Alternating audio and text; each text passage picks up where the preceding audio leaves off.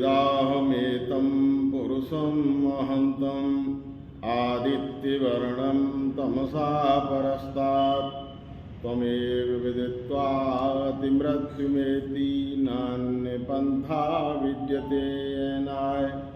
ओम शांति शांति शांति। आर्य समाज अजमेर के सत्संग में उपस्थित हमारे सभी सम्माननीय साथीगण, पूज्या मातृशक्ति, उपस्थितारी बंधुओं, आज की बात प्रारंभ करने से पहले एक छोटा सा भजन लेंगे। परमपिता परमात्मा को याद करेंगे जो मुझे शक्ति दे कुछ मैं बोल सकूं। ये भजन स्वामी सत्यपति जी महाराज सुनाया करते थे कि परमात्मा के सभी गीत गाओ, परमात्मा के सभी गीत गाओ, तो आवागमन से सभी छूट जाओ, तो आवागमन से सभी छूट जाओ। वो दुखियों का हमदर्द, अकेलों का साथी, सुती जगदाधार है उसको बताती। वो दुखियों का हमदर्द, अकेलों का साथी, सुती जगदाधार है उसको बताती। अजर है अमर है शरण उसकी आओ, तो आवागमन से सभी छूट जाओ। है गागर में सागर भरा वेदवाणी, चहु ऋषियों द्वारा गई जो बखानी। उसी ज्योति से मन का दीपक जलाओ, तो आवागमन से सभी छूट जाओ। वो आनंद घन है सफल दुख हरैया, पिता माता वही है सखाय और भैया। उसी से करो प्रीति प्रीतम बनाओ, तो आवागमन से सभी छूट जाओ। अभी हम महर्षि दयानंद के विषय में सुन रहे थे कि सितारों से पूछो, चांद से पूछो, वो कहाँ कहाँ समाधि लगाए करते थे।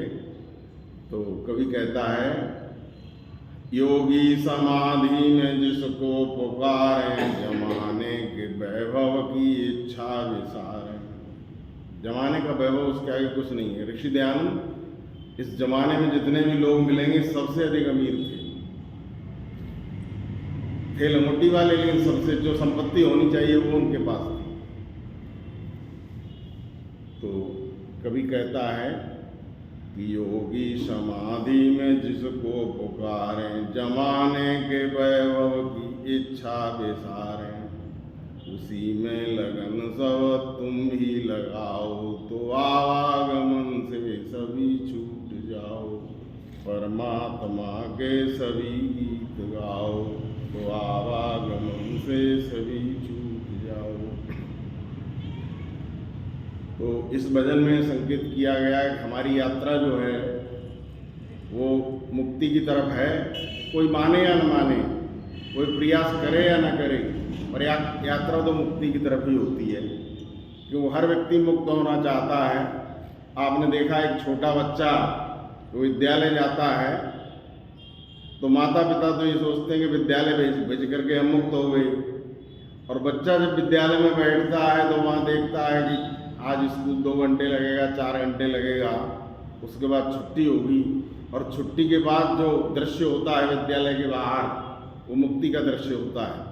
उस समय वो सोचता है कि ये मुक्ति मुझे मिल गई है, और उसके बाद उसको भूख लगी हुई होती है तो घर आकर के सोचता है भोजन कर लेंगे तो उससे भी मुक्ति हो जाएगी, फिर दूसरे काम। इस तरह से व्यक्ति जीवन भर लगा रहता है और उसको मुक्ति नहीं मिलती। वास्तव में मुक्ति का जो आनंद है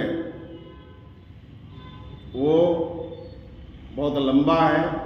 इसके विषय में ऋषि लोग कहते हैं 31 नील 10 खरब 40 अरब वर्ष का मुक्ति का काल है। 36,000 बार प्रलय हो जाती है। इतने समय तक परमपिता परमात्मा के आनंद में जीवात्मा मग्न रहता है। तो मैं बात कर रहा था ऋषि दयानंद के समय में। ऋषि दयानंद जो हैं उन्होंने आर्य समाज के जो नियम बनाए उनमें आज 5वें नियम पर विचार करेंगे। ऋषि दयानंद देश में भ्रमण करने के पश्चात जब उनको आवश्यकता महसूस हुई, लोगों ने उनसे कहा कि आर्य समाज की स्थापना होनी चाहिए, क्योंकि जो बात आप बताते हो वो अब ऋषि ने तो सत्यार्थ प्रकाश लिख दिया, नहीं तो ऋषि ने बहुत ऐसी उत्तम उत्तम बातें पता नहीं कब कब बोली हैं, जिनको उस समय इतना अच्छा हमारे पास जैसा आज का समय है ऐसा समय नहीं था। सारी बात रिकॉर्ड नहीं हो पाई, कुछ भी नहीं हो पाया। कुछ लोगों ने कुछ थोड़े से भाषण जैसे पूना प्रवचन के मिलते हैं। स्वामी श्रद्धानंद जी महाराज कहा करते थे कि जिस तरह से पूना प्रवचन एकत्रित किया गया, इसी तरह से सारे व्याख्यान यदि ऋषि के एकत्रित हो जाते तो ऋषि ने इतने थोड़े समय में जो व्याख्यान दिए हैं, संसार के सभी संशय दूर हो सकते थे। तो ऋषि ने राजकोट में पहले आर्य समाज की स्थापना की थी और वहाँ आर्य समाज के 26 नियम बनाए थे, और उसके बाद पश्चात फिर उन्होंने अहमदाबाद में आर्य समाज की स्थापना की, जहाँ उन्होंने, और बम्बई में जहाँ उन्होंने 28 नियम बनाए, 2 नियम और जोड़ दिए थे। 1875 में जब बम्बई में स्थापना की, उसको हम मानते हैं आर्य समाज का मुख्य स्थापना दिवस है। लेकिन उसके पश्चात लाहौर में जब स्वामी जी गए हैं तो 28 नियम काफ़ी विस्तृत थे, उनमें से बहुत से नियम अपने आर्य समाज के उपनियमों में मिल जाते हैं। तो स्वामी जी ने फिर उनको 28 को 10 में समेट दिया। अब ये 10 नियम जो हैं आर्य समाज के, ये हमारी बहुत बड़ी पूंजी है, सारे वेदों का सार है इसमें। इनको यदि गंभीरता से विचार किया जाए तो संपूर्ण वेदों का सार इन 10 नियमों में महर्षि दयानंद सरस्वती बोल गए। वेदों का जो विषय होता है ज्ञान, कर्म, उपासना और विज्ञान, तो ज्ञान जब होगा तब उसी के अनुसार हम कर्म करते हैं, और फिर जब कर्म जो है फिर वो उसके पश्चात जब उपासना ऋषि दयानंद की तरह बनती है, जब वो घंटों समाधि लगाया करते थे, और उस उपासना में जो परमपिता परमात्मा से प्राप्त होता है वो विज्ञान कहलाता है। ऋषि दयानंद जैसे आधुनिक साइंस को विज्ञान नहीं मानते, उनका विज्ञान जो है वो आध्यात्मिक विज्ञान है, तो वो उपासना की उपलब्धि है। आर्य समाज के नियमों पर यदि हम विचार करेंगे तो पहले 4 नियम हैं वो ज्ञान से संबंध रखते हैं। सब सत्य विद्या और जो पदार्थ विद्या से जाने जाते हैं उनका आदि मूल परमेश्वर है, बहुत उच्च कोटि का ज्ञान है। इसको कोई ऋषि ही इस वाक्य को बोल सकता है। और उसके पश्चात वो परमात्मा कैसा है दूसरे नियम में बता दिया, और तीसरे नियम में फिर बताया उन्होंने कि उसका ज्ञान कैसा है, उसका पढ़ना पढ़ाना हमारा परम धर्म है। वेद जो है परमात्मा की वाणी है, वेद का पढ़ना पढ़ाना सुनना सुनाना सब आर्यों का परम धर्म, ये तीसरे नियम में कह दिया।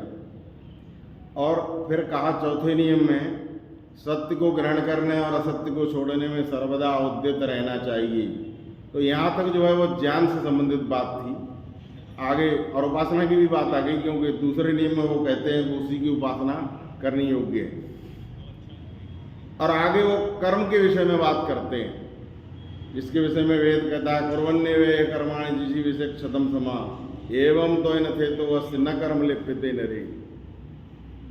तो महर्षि दयानंद आर्य समाज के 5वें नियम में कहते हैं सब काम धर्मानुसार अर्थात सत्य और असत्य को विचार कर करने चाहिए।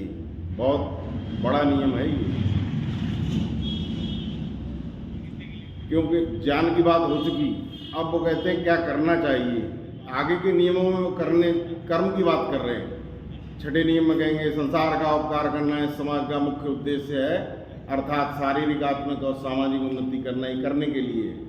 फिर अविद्या का नाश और विद्या की वृद्धि की बात करते हैं। सब करने योग्य काम बताते हैं। अपनी ही उन्नति में संतुष्ट नहीं रहें, सबकी उन्नति में अपनी उन्नति समझें। आगे के नियमों में कर्म की बात कर रहे हैं। तो 5वें नियम में वो कर्म की बात करते हुए कहते हैं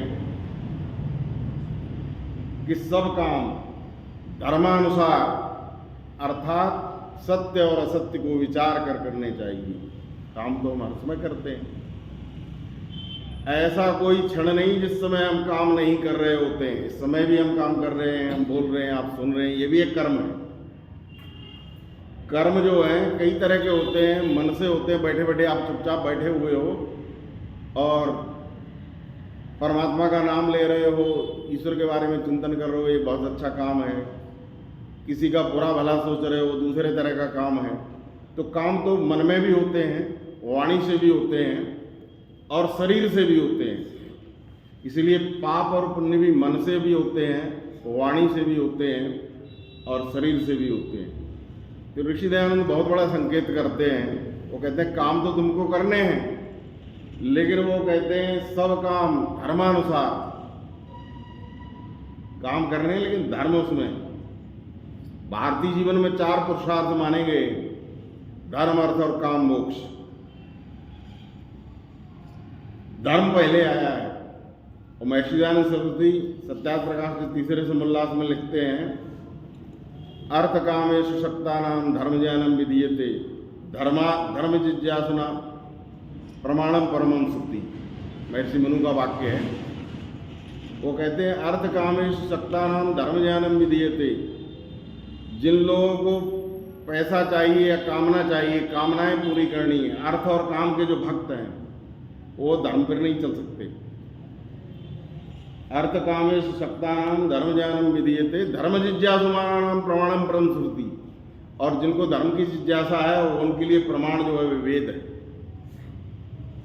और भी धर्म की महत्ता को बतलाते हुए महर्षि मनु कहते हैं, धर्म एव अतो अंत धर्मो रक्षति रक्षिता तस्मात् धर्मो न अंतव्यम मानव धर्मो अतो बदी।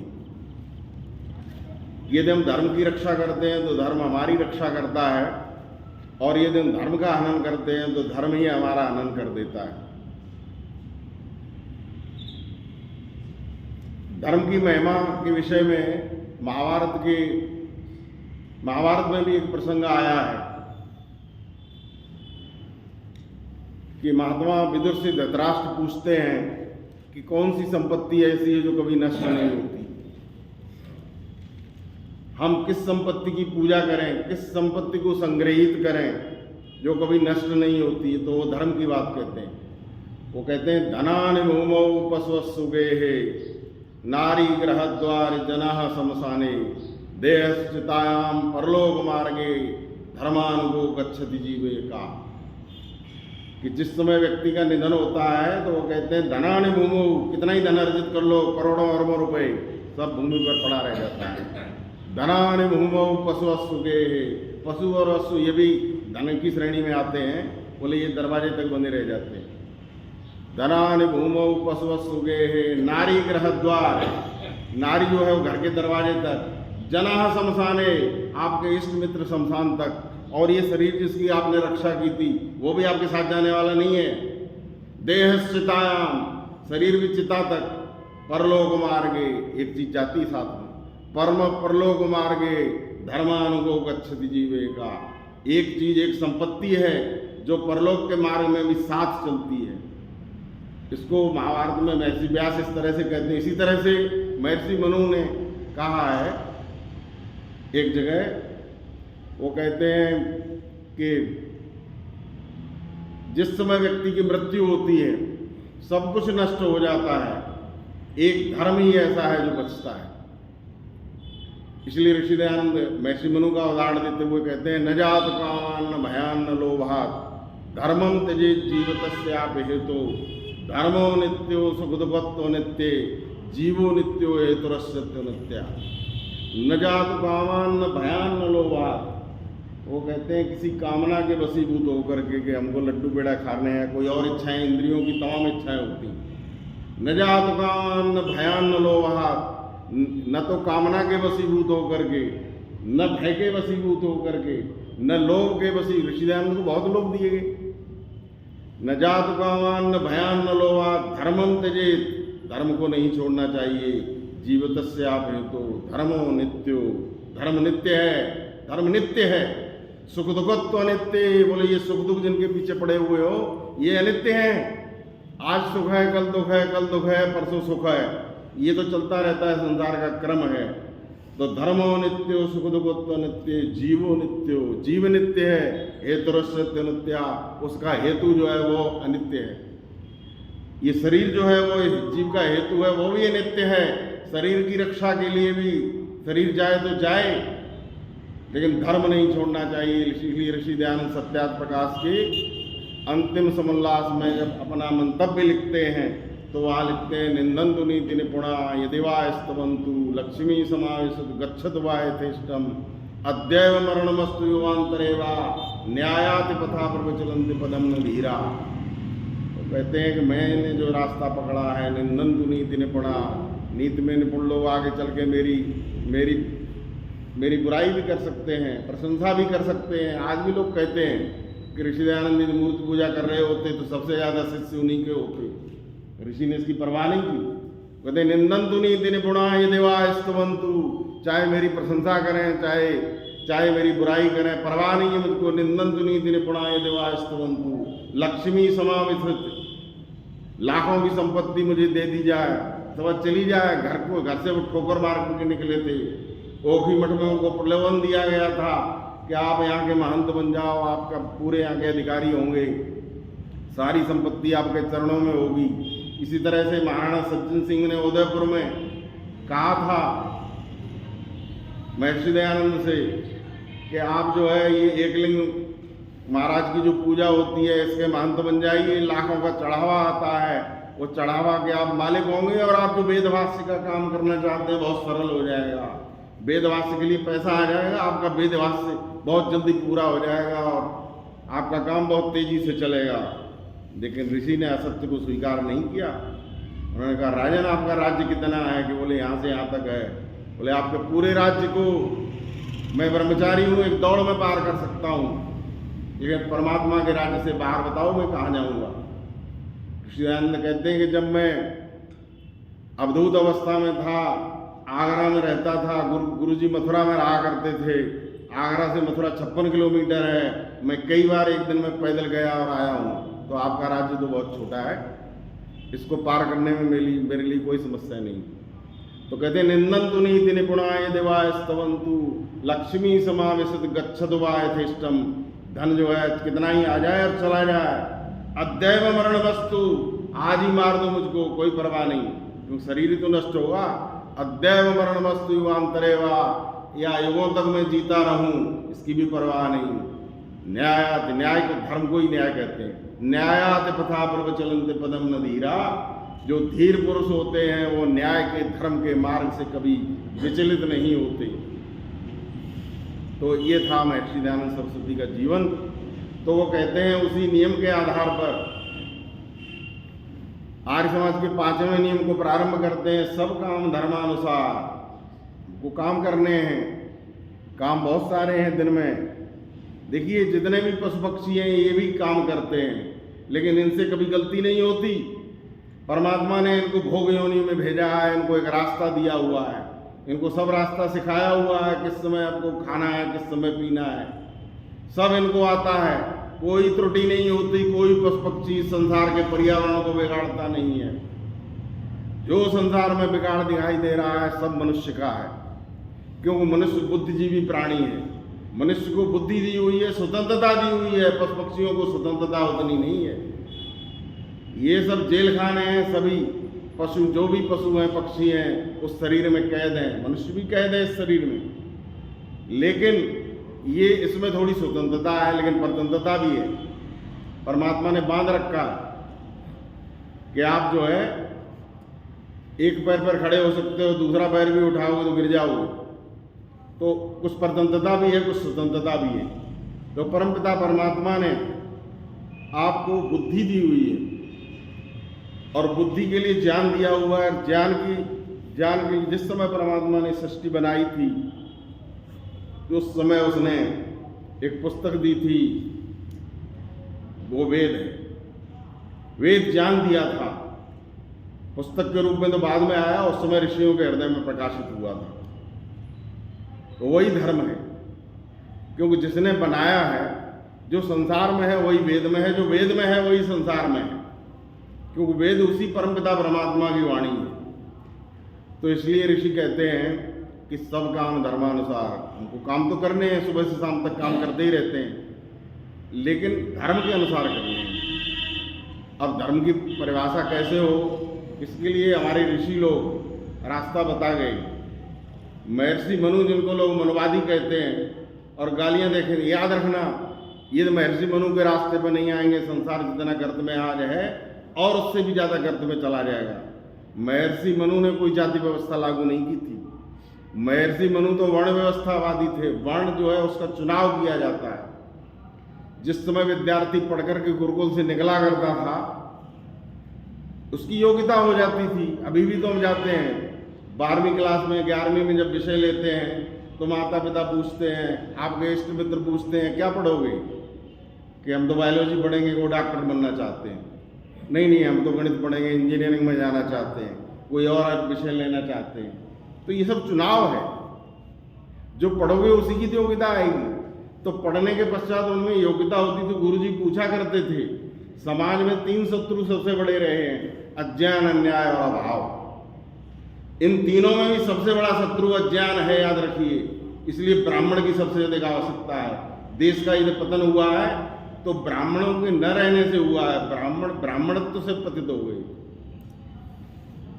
ब्राह्मणों में यदि ब्राह्मणत्व रहा होता, ब्राह्मण का अर्थ कोई जन्मना नहीं है, तो उस समय गुरुजी पूछा करते थे कि आपको क्या करना है। बोले मुझे तो धनुष बाण चलाने में आनंद आता है। बोले ठीक है, तो आप क्षत्रिय कहलाओगे।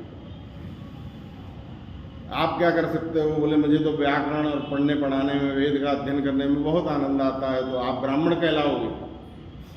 आप क्या कर सकते हो? व्यापार कर सकते हैं, खेतीबाड़ी कर सकते हैं, गौपालन कर, आप वैश्य कहलाओगे।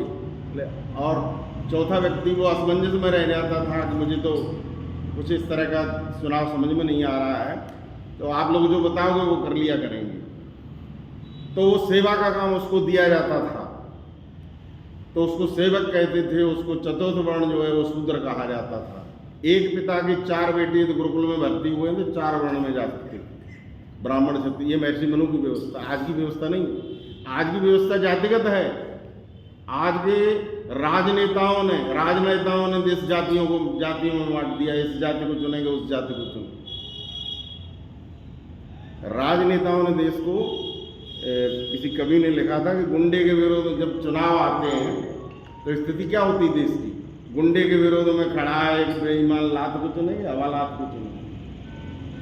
राजनेताओं ने देश जातियों में बांट दिया, इस जाति को चुनेंगे, उस जाति को चुनेंगे। जनता बेचारी ससोपंज में पड़ी हुई, सांपनाथ को चुनेंगे, नागनाथ को चुनेंगे।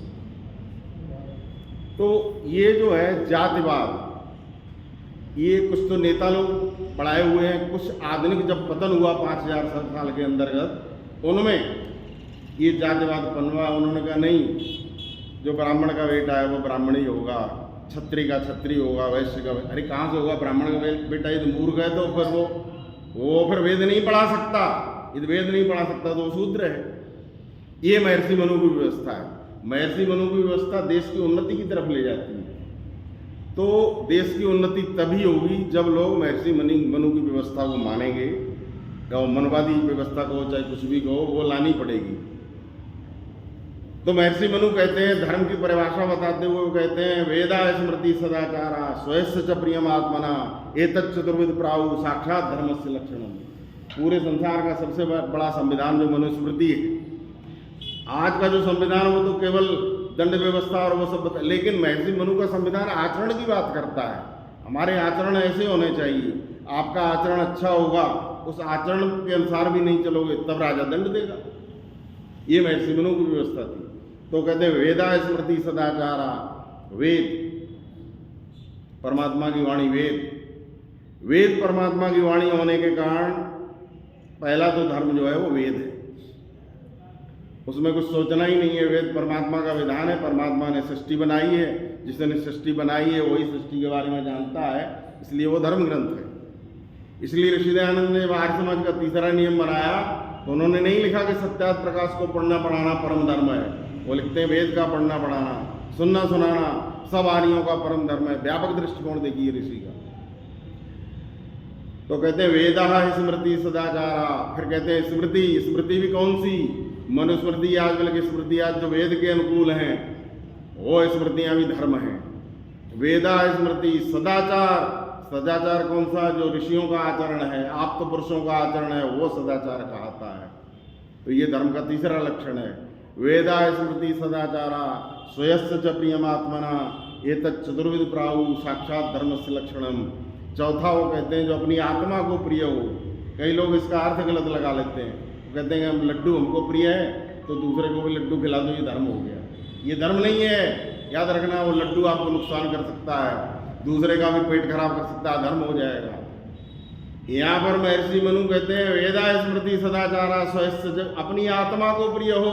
लड्डू आत्मा को प्रिय नहीं, आपकी इंद्रियों को प्रिय है, आपके शरीर के लिए प्रिय है, आपकी जिह्वा को प्रिय है, उसकी बात नहीं कर रहे महर्षि मनु, बहुत गहरे में जा रहे हैं। वो कह रहे जो आत्मा को प्रिय हो।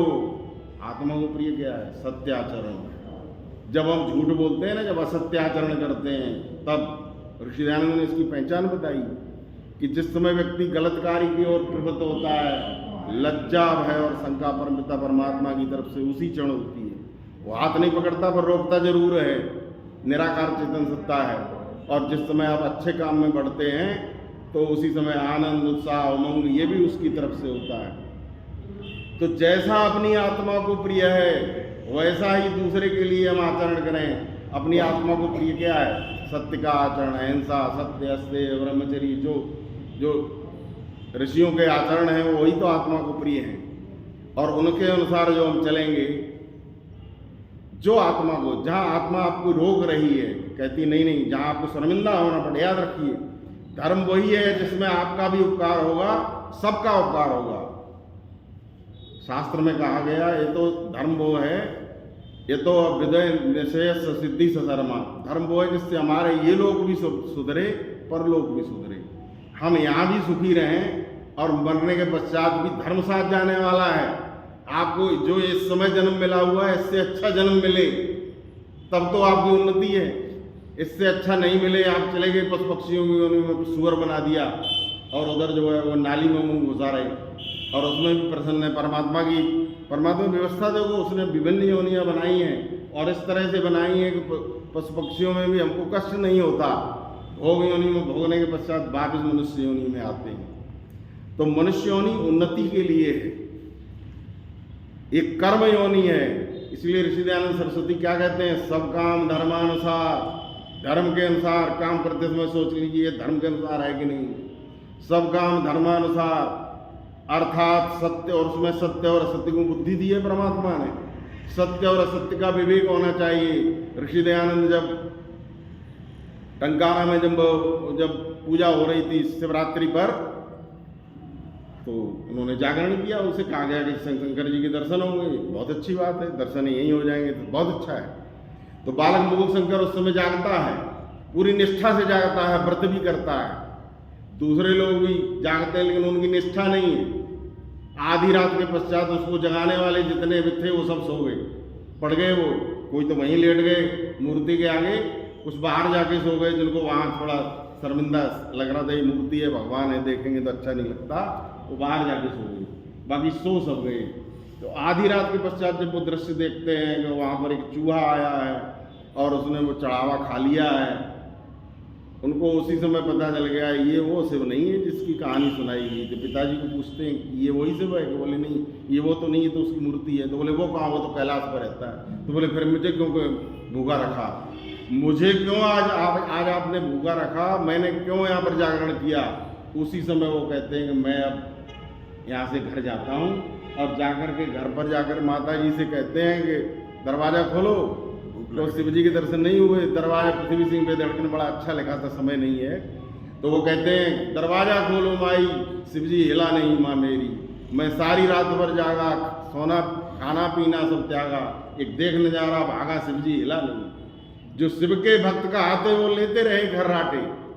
एक चूहा वहां पर आया जिसने तेरा भक्त जगाया, तेरा पुत्र जगाया, मलकिया चढ़ावा खाया और कोई सिलसिला मिला नहीं माँ मेरी।